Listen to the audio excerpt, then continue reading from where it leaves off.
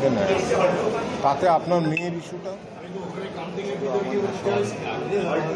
আমার মেয়ে আর এখন আমার মেয়ে একা নয়, সারা বিশ্ব তাকিয়ে আছে পানিহাটির দিকে। আমার মেয়ে সারা বাংলায় পদ্মফুল ফোটাবে। এই ভোটটা সেটার জন্য। বললাম ন্যায়ের লড়াই, আর এইটা যে লড়াই আমার এখানেই থেমে থাকবে না। আমি যতদিন বাঁচবো লড়াই আমার চলবে, কারণ 12 তারিখ আমার কোর্টে হিয়ারিং রয়েছে, মেয়ে ওখানে 10টার সময়। আমি এটাও চালাচ্ছি, ওটাও চালাচ্ছি। এইটাতে এই জয়টা কি কিছুটা আপনাকে অক্সিজেন যোগাবে লড়াইয়ের জন্য? বলুন না।